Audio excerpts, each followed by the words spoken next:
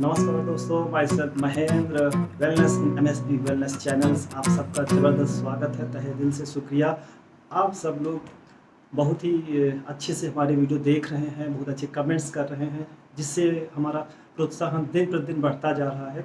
और आज एक ऐसा सब्जेक्ट लेके आया है कि जो आप सब के लिए मैंने बनाया है, बहुत रिसर्च भी करी हुई है और प्रैक्टिकल भी अनुभव हुए हैं लोगों को देख करके। तो वो क्या चीज़ है? हार्ट अटैक, है ना। आज हार्ट जो दिल है, सबसे खूबसूरत पार्ट शरीर का माना जाता है। इतनी कविताएं लिखी जाती हैं, लेकिन उसकी हकीकत क्या है, उसको कैसे स्वस्थ रखें, कैसे करके हम मेंटेन रखें अपने हार्ट को। तो आजकल बहुत ही चर्चा में आप देख रहे हैं, जो नवयुवक हैं, स्पेशली 40 साल 42-43 साल की एज में लोगों को इतने ज़्यादा हार्ट अटैक आ रहे हैं। वो क्या रीजन्स हैं, उस पर बात करेंगे और सॉल्यूशन क्या दे सकते हैं, उस पर बात करेंगे। जैसे अभी कुछ बहुत ही चर्चित नाम जो सेलिब्रिटीज़ हैं, आपने देखा ये लोग जिम करते करते उनकी डेथ हो रही है। सिद्धार्थ शुक्ला की बातें हों, या फिर राजू श्रीवास्तव की बातें हों, या फिर मदिरा बेदी के जो हस्बैंड हुए हैं, या फिर पुनीत राजकुमार की बातें, ऐसे करके बहुत ज़्यादा मात्रा में देखा जा रहा है। और रिसर्च भी हुई है कि जो 45 साल या फिर 50 साल के जो नीचे के लोग हैं, उनमें बहुत ज़्यादा मात्रा में हार्ट अटैक देखे गए हैं। इवन एक रिसर्च हुई है, रिसर्च में ये पाया गया है कि करीब करीब 40% जो हार्ट अटैक हो रहे हैं बिलो 40 साल से नीचे की एज के ज़्यादा लोगों को हो रहे हैं। पहले हार्ट अटैक जो बीमारी हुआ करती थी, यह बीमारी अमीरों की, जो बूढ़े लोग होते थे या फिर अमीरों की बीमारी कह लीजिए, जो वृद्धावस्था में ऐसे बीमारियां हार्ट के पेशेंट देखे जाते थे। लेकिन अभी बहुत बड़ी मात्रा में नवयुवकों, जो यंग कपल्स हैं, इनको देखा जा रहा है। स्पेशली कंट्रोवर्शियल ये है कि लोग, बड़ी चर्चाएं हो रही हैं कि जिम जा रहे हैं, उनको हार्ट अटैक आ रहे हैं। हाँ, तो ये बिल्कुल सही आप लोग सुन रहे हैं। और उसी पे आज एक विश्लेषण, एक रिपोर्ट बनाने वाले हैं। वो कौन से ऐसे फैक्ट्स हैं जिनसे हार्ट अटैक अर्ली एज के नवयुवकों के आ रहे हैं। तो इनमें जब आप डीप में जाएंगे तो एक चीज़ निकल के सामने आती है। जितने भी हार्ट अटैक हुए हैं, या फिर जिम के दौरान हुए हैं, या फिर जो भी नवयुवकों को हार्ट अटैक हो रहे हैं, तो उसमें क्या है, बेसिक कुछ चीज़ें देखी गई हैं। जैसे सिम्टम्स सब जानते हैं कि जब हार्ट अटैक आता है तो बड़ी बेचैनी होती है, हार्ट में ऐसा पेन होता है जैसे कोई उसको कुचल रहा हो, घबराहट होने लगती है, पसीना पसीना आता है, वोमिटिंग होने लगती है। और जब आप सीढ़ी चलते हैं तो सांस तेज़ी से फूलती है, या कुछ लोग चेस्ट तेज़ी से पेन होता है, गैस बनने टाइप लोग सिम्टम्स बताते हैं। ऐसे करके बहुत तरीके के सिम्टम लोगों में देखे जाते हैं। और कई बारी दर्द होते रहते हैं, चेस्ट पेन वगैरह लोग हल्के में लेते हैं, उनको अवॉइड करते रहते हैं, है ना। उनको लगता है कि हाँ गैस बन रही है। तो कोई भी दर्द को हल्के में मत लीजिए, उसकी डीप उसको स्टडी करें, उसको चेकअप्स कराएं, आखिर वो क्या है, उसकी डीप तक जाएं और पता करें। और आज ये जो इतने हार्ट अटैक आ रहे हैं, उन पे कुछ जो हमारी लाइफ स्टाइल से कुछ फैक्टर्स हैं। तो जो मेजर, अभी मैं देख रहा था, एम्स के जो एचओडी रहे हैं मनचंदा जी, डॉक्टर हेड ऑफ डिपार्टमेंट रहे हैं, अभी वो गंगा राम हॉस्पिटल्स में है। तो उन्होंने करीब 5 फैक्टर्स शेयर करे थे, मैं उनको भी बताता हूँ। और भी जो फैक्टर्स इसमें हैं, पहला फैक्टर स्ट्रेस माना गया है। आजकल जो स्ट्रेस है बहुत बड़ा फैक्टर है। दूसरा खराब लाइफ स्टाइल माना गया है लोगों। तीसरा है टोबैको, स्मोकिंग, सिगरेट पीना, अल्कोहल लेना। चौथा, इसके अलावा जो चौथा फैक्टर है वो है मतलब nutrition, like of nutrition, exercise ना होना, ख़राब लाइफ स्टाइल तो है ही, साथ साथ लोग एक्सरसाइज की कमी होना, या फिर लोग स्ट्रेस तो ले ही रहे हैं, साथ साथ में न्यूट्रिशन लेस हैं प्रोडक्ट हमारे। पॉल्यूशन एक बहुत बड़ा फैक्टर है। तो आइए हम बात करते हैं, एक एक फैक्टर पे डीपली चलते हैं। तो पहला मैंने बताया स्ट्रेस। आजकल स्ट्रेस बहुत तेज़ी से बढ़ा है। इवन स्टूडेंट में भी देखा गया है कि ये स्ट्रेस लेवल बढ़ते जा रहे हैं, है ना। स्टूडेंट्स भी आजकल शिकायतें आ रही हैं, डिप्रेशन में चले जा रहे हैं, और उनको बहुत सारी चीज़ें अलग से ऐड करनी पड़ रही हैं। वर्कलोड बढ़ा है लोगों का, कहीं न कहीं कोविड की वजह से भी लोगों में कहीं न कहीं कोविड सबको टच किया है, तो उससे भी काफ़ी डैमेज होने की वजह से भी, है ना, लोगों में बहुत सारे सिम्टम्स नए-नए तरीके के आने लगे हैं। तो स्ट्रेस, किसी को फाइनेंशियल स्ट्रेस है, तो किसी को वर्कलोड की वजह से है, किसी को बॉस की वजह से टेंशन है। तो ये टेंशन, स्ट्रेस, इससे डिप्रेशन में जाना और ब्रेन से रिलेटेड इतनी दिक्कतें जो हो रही हैं, तो स्ट्रेस एक बहुत बड़ा रीज़न है जो हार्ट को एबनॉर्मल कर देता है लोगों को। दूसरा है ब्लड प्रेशर बढ़ जाना, और कुछ डिजीज़ें हैं, जैसे जब लोग स्ट्रेस लेते हैं तो उनका ब्लड प्रेशर बढ़ने लगता है। डायबिटिक एक बहुत बड़ा मेन कारण है, जो धीरे धीरे हमारे ऑर्गन्स को डैमेज करने लगता है, और हार्ट की बीमारियाँ पनपने लगती है अंदर से। ब्लड प्रेशर हाई होना, डायबिटिक हो गया, और ओवरवेट। आज वज़न बढ़ना एक बहुत बड़ा संकट है और इसकी वजह से भी हार्ट अटैक देखे जा रहे हैं। और पहला मेन रीज़न जो वेट ही है जिसे हम कंट्रोल कर सकते हैं। तो वेट, जैसा मैंने पहले भी अपने वीडियो में कई बारी बात करी है, तो वज़न इसलिए बढ़ता जा रहा है क्योंकि हमारी बॉडी में जो फैट रेशियो जो 4:1 होना चाहिए, ओमेगा 6 एंड ओमेगा 3 जो फैट होते हैं उनका रेशियो जो 4:1 होना चाहिए अभी 70:1 है, यानी 70:1 हो चुका है। हमारे खाने में ऑयल, जंक फूड, साल्ट इतना ज़्यादा हो चुका है जो हमें अनावश्यक चीज़ें हैं जिनका हमारे शरीर को ज़रूरत नहीं है, जो न्यूट्रिशनलेस प्रोडक्ट हैं, ये आज इतना हो गया है कि वो 70 पहुँच चुका है, 70। और जो मेन गुड फैट्स हैं जैसे ओमेगा 3 वो हमारे एक पार्ट भी नहीं मिल पाता है। तो वो रेशियो जो 4:1 होना चाहिए वो 70:1 है। तो इस वजह से भी लोग ओबीज हो रहे हैं, बहुत बड़ी जनसंख्या हमारी ओबेसिटी की तरफ बढ़ रही है। तो वेट कंट्रोल करके भी हम इसको बचा सकते हैं। इसके अलावा पॉल्यूशन, अब हम सब जानते हैं कि पॉल्यूशन बहुत बड़ी मात्रा में बढ़ता ही जा रहा है। चाहे आज अगर हम वायु की बातें करें तो वायु प्रदूषित है, एयर पॉल्यूशन बहुत तेज़ी से है। हर दिल्ली, मुंबई, बड़े शहरों में आप उठा के देख लीजिए, उनका एयर इंडेक्स बहुत ही ज़्यादा खतरनाक है। वो सिगरेट से भी, है ना, हर आदमी 10 से 12 सिगरेट से ज़्यादा का नुकसान नॉर्मल एयर इनहेल करके अपना वो नुकसान कर रहा है। और शरीर के जो ऑर्गेन्स हैं वो अंदर, प्रदूषित हवा अंदर जाती है, अंदर जाके ऑर्गेन्स को डैमेज करती है। और आजकल शहरों में तो लोग रनिंग कहते हैं, हम रनिंग कर रहे हैं। रनिंग कहाँ करते हैं? रोड पे कर रहे हैं, पॉल्यूशन वाले एरिया में ये कर रहे होते हैं। तो इससे क्या हो रहा है, वो प्रदूषित जो हवा है अंदर जाके फ्री रेडिकल्स डैमेज करते हैं और वो फ़ायदा नहीं, वो नुकसान कर रही है एक्सरसाइज आपकी। तो ये ध्यान देना है। लोग जिम में जाते हैं तो वहाँ जो बोलते हैं एसी लगी हुई है, लेकिन वो एयर क्वालिटी इंडेक्स क्या आपने कभी चेक किया है? इसकी वजह से भी एक बहुत बड़ा रीज़न है कि जो पॉल्यूटेड एयर है वो अंदर हमारे शरीर में जाती है और ऐसे हार्ट जैसी बीमारियाँ क्रिएट करती है।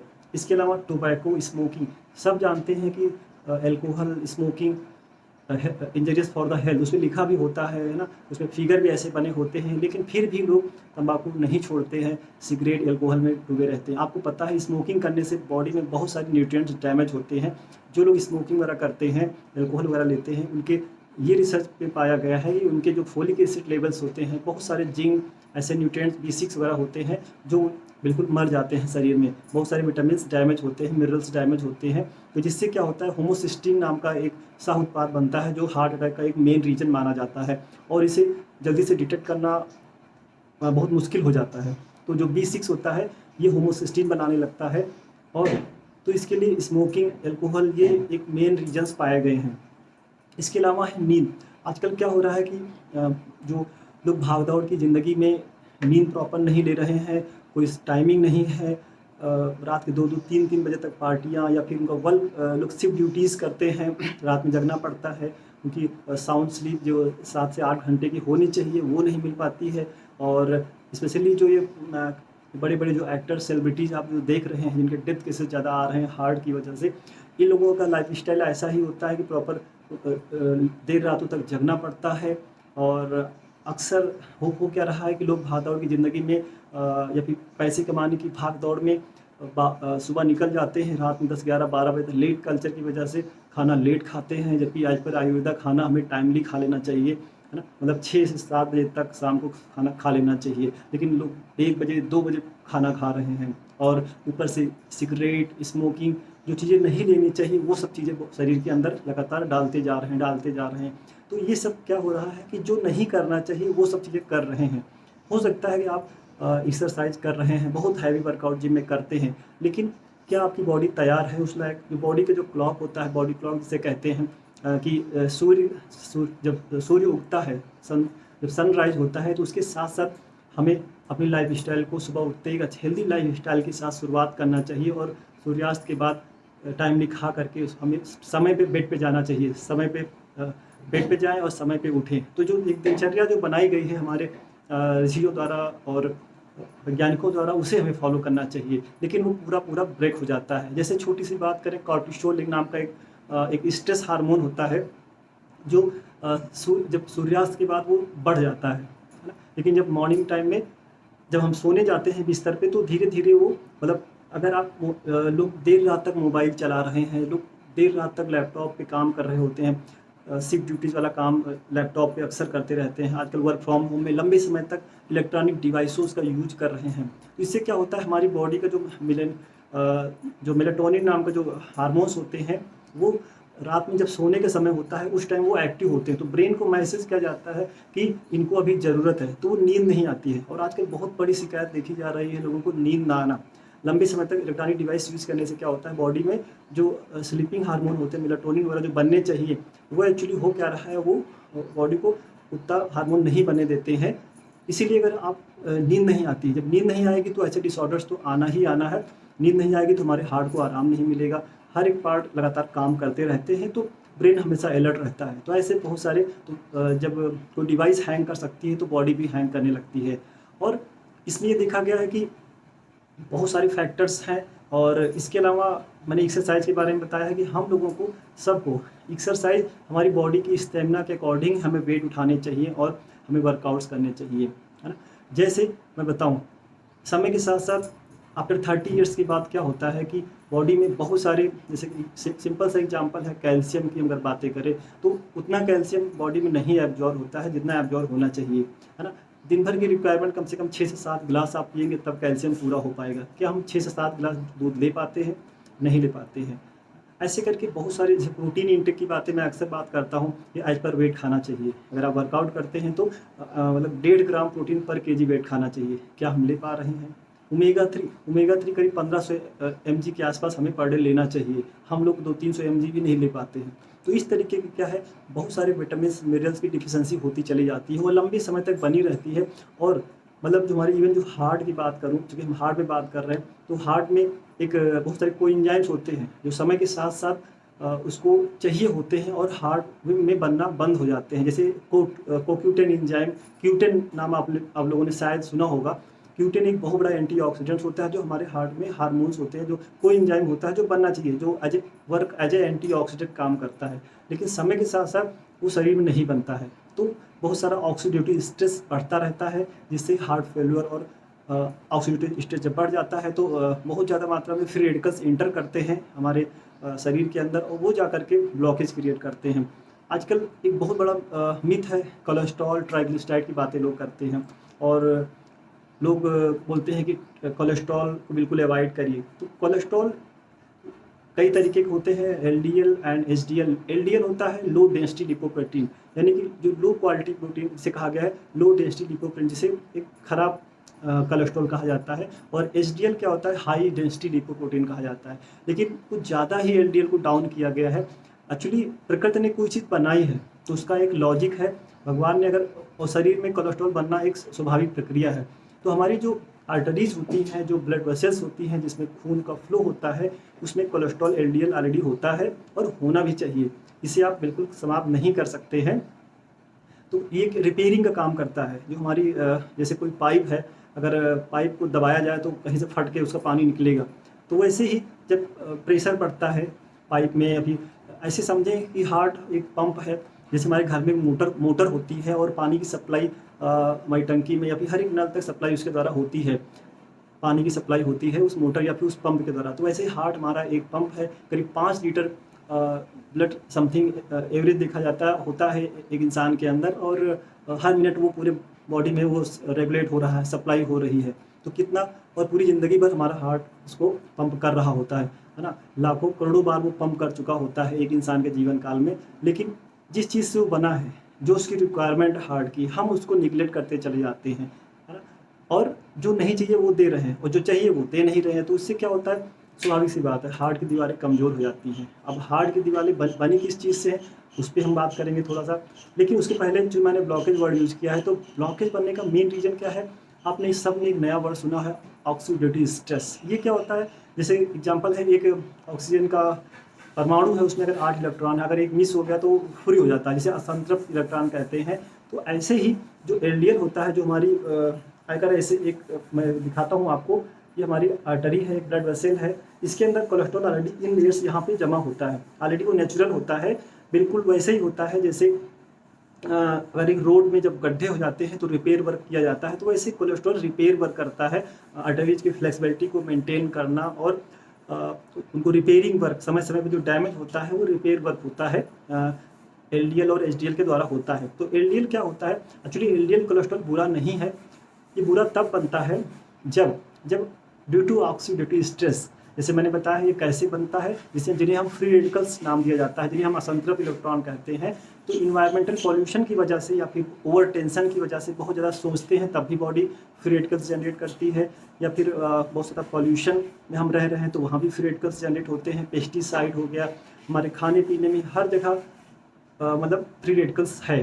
तो ये फ्री रेडिकल्स पानी, हवा, हर चीज़ से हमें फ्री रेडिकल्स मिलते हैं। तो ये जब हमारे इनहेल के माध्यम से जब बॉडी में जब इंटर करते हैं तो हमारे ब्लड में जब शामिल होता है ये फ्री रेडिकल्स, तो ये जा करके हमारे आर्टरीज को ब्लॉक करते हैं और HDL के पास जाके मिल करके वहाँ पे जमा होने लगते हैं और धीरे धीरे यहाँ पे ब्लॉक बन जाता है। और एक टाइम ऐसा आता है कि 50 से 60% ब्लॉकेज हो जाता है और वहाँ पे इन्फ्लेमेशन हो जाती है, स्वेलिंग होने लगती है। और जब स्वेलिंग होती है तो जो मोनोसाइट्स होती हैं, जो हमारी रक्षक होती हैं जिन्हें कहा गया है, वो LDL को निकाल के बाहर शरीर से आउट कर देती हैं। तो इस तरीके से ये प्रक्रिया चलती रहती है।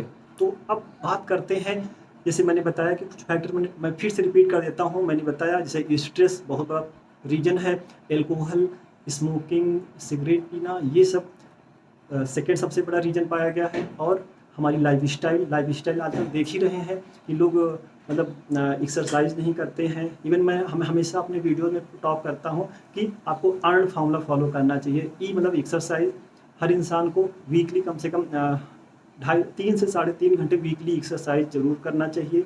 और अगर आप हार्ड के लिए अगर एक्सरसाइज करते हैं तो कम से कम 15 मिनट पर डे स्प्रिंट मारने का प्रयास करिए। अगर आप 5 किलोमीटर खाली वॉकिंग करते हैं तो उससे आपको हार्ड बेनिफिट नहीं होगा। हाँ, उससे आपको थोड़ा सा जॉइंट्स वगैरह के लिए अच्छा होगा, स्वेटिंग हो जाएगी, अच्छा फील करेंगे। लेकिन अगर आप चाहते हैं कि हमारा हार्ट बिल्कुल हेल्दी रहे तो आपको स्प्रिंट जैसी रनिंग एक्सरसाइज करना होगा। यानी कि अगर आप 15 मिनट पर डे स्प्रिंट, तेज़ रनिंग, बहुत फास्ट रनिंग कर सकते हैं तो हफ्ते में आप 5 दिन भी करते हैं तो मोर देन इनफ, आपका हार्ट हमेशा हेल्दी बना रहेगा। तो एक्सरसाइज एरोबिक्स पर डे, अगर आप एरोबिक्स करते हैं तो आधा घंटा आप एरोबिक्स एक्सरसाइज कर सकते हैं। तो एक्सरसाइज के लिए समय निकालना है तो चेक करिए क्या मैं एक्सरसाइज करता हूँ पर डे, पहला टॉपिक। दूसरा है एटीट्यूड, हमें सकारात्मक हमेशा सोचना है, पॉजिटिव सोचना है, क्योंकि पॉजिटिव सोचने से ब्रेन शांत रहता है। मेडिटेशन करिए, योगा करिए, वो कोई भी एक्सरसाइज का फॉर्म हो सकता है, मेडिटेशन, योगा, साइकिलिंग, एरोबिक्स हो गया है, स्विमिंग हो गया है, आप कोई भी एक फॉर्म को पकड़ लीजिए और उसको आप कर सकते हैं। और अलग अलग डेज में अलग अलग एक्सरसाइज भी कर सकते हैं आप। एटीट्यूड, सकारात्मक हमेशा सोचना है, अच्छी बुक्स पढ़ना है, अच्छे सीरियल या फिर जो भी है अच्छे लोगों की संगत में बने रहिए और मेडिटेशन करिए। इसके अलावा है रेस्ट, आपको ध्यान देना है कि क्या मैं 7 से 8 घंटा प्रॉपर साउंड स्लीप ले रहा हूँ, और हो सके तो साउंड का स्लीप का एक टाइम पे बेड पे जाइए और टाइम पे उठिए। लेकिन जैसा मैंने बताया कि वर्क कल्चर ऐसा हो गया है, लोग शिफ्ट ड्यूटीज़ करते हैं, बहुत सारी मैं देखता हूँ कि अमेजोन जैसी कंपनियां हैं जहाँ पे लोग नाइट शिफ्ट वगैरह कर रहे हैं, कोई रात भर काम करते हैं, दिन में सोते हैं, तो पूरी बॉडी का जो बॉडी क्लॉक है वो डिस्टर्ब हो जाती है, सारे हार्मोन डिस्टर्ब हो जाते हैं, है ना। और बहुत सारे तरीके की बीमारियां पनपने लगती हैं, डाइजेशन इशू आने लगते हैं, कोलेस्ट्रॉल बढ़ जाता है, ट्राइग्लिसराइड बढ़ जाता है, इस तरीके के बहुत सारे चिड़चिड़ापन होना और थायराइड डिस्टर्ब हो जाना, ऐसी बीमारियां देखी जा रही हैं लोगों में। तो 7 से 8 घंटे साउंड स्लीप होना बहुत ज़रूरी है। और उसके बाद आता है न्यूट्रिशन। हमेशा मैं बात करता हूँ कि हमारी डाइट में करीब 30% आपकी एक्सरसाइज का रोल होता है और 70% न्यूट्रिशन, यानी डाइट आप क्या खाते हैं उसका रोल होता है।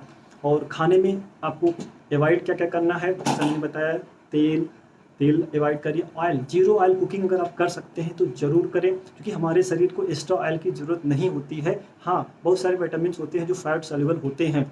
आप तो यही कहेंगे कि फैट सॉल्युबल विटामिन का क्या करें, तो उसके लिए प्रकृति ने ऑयल इतना दिया हुआ है। जब आप जो मूंगफली खाते हैं, जो चावल खाते हैं, रोटी खाते हैं, जो सब्जियां खाते हैं, हर चीज़ में खुद का एक ऑयल होता है, हर प्रकृति में भगवान ने दिया हुआ है। हमें अलग से वाइट शुगर की ज़रूरत नहीं है, मोर देन इनफ वो आपकी शुगर है।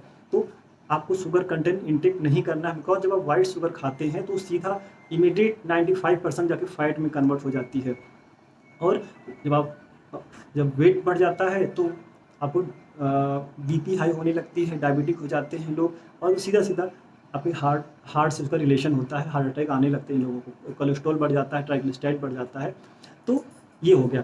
तो जैसा मैंने बताया हमेशा ये चीज़ ध्यान देना है कि न्यूट्रिशन में गुड क्वालिटी का हमें ये ध्यान देना है कि जो पर डे प्रकृति ने हमें जो चीज़ें दी हैं, हमें उस अवस्था में उसको खाना है। यानी कि हमें ज़्यादा अडल्ट्रेशन नहीं करना है, यानी कि हमें जो ज़्यादा रिफाइंड चीज़ें हैं या फिर मैदा है, जंक फूड है, बिस्किट है, नमकीन है, इन्हें नहीं खाना चाहिए, बच्चों को भी नहीं खाने देना चाहिए। क्योंकि आजकल अर्ली एज में यही सब रीज़न है, क्योंकि ये नई जनरेशन के लोग जब आगे बढ़ के यंग हो रहे हैं तो उनको ज़्यादा दिक्कतें आने वाली हैं। तो जितने जंक फूड हैं स्टॉप करिए, साल्ट का सेवन कम करना है, तेल का सेवन कम करना है, और हो सके तो जीरो ऑयल कुकिंग करके आप लोग कुकिंग करें। इसके बाद लास्ट में हम बात करते हैं न्यूट्रिशन में प्रोटीन रिच डाइट ऐड करिए। प्रोटीन को अपना दोस्त बनाए। जो लोगों में बहुत बड़े मिथ फैले हुए हैं कि जैसे अंडा जो खाते हैं लोग, अंडे में एक मिथ होता है कि बीच का येलो वाला पार्ट नहीं खाना है। ये बिल्कुल गलत धारणा है ना। लेटेस्ट रिसर्च ये कहती है कि अंडा पूरा खाइए, जितने खा सकते हैं खाइए, वो नुकसान नहीं करता है। उसमें गुड कोलेस्ट्रॉल होता है, उसमें विटामिन जो अंडे के बीच वाला पार्ट होता है, vitamin A, vitamin D, vitamin E और ऐसे विटामिन के जैसे फैट सॉल्युबल विटामिन्स होते हैं जो बहुत ज़रूरी होते हैं बॉडी के लिए। तो ये मिथ तोड़िए और राइट इन्फॉर्मेशन रखें। प्रोटीन के बारे में मिथ है कि प्रोटीन खाने से ये हो जाता है, वो हो जाता है। एक वेगन प्रोटीन आप चूज करें जो प्लांट बेस्ड प्रोटीन हो, जिसमें गुड एमिनो एसिड प्रोफाइल हो, उसको यूज करें।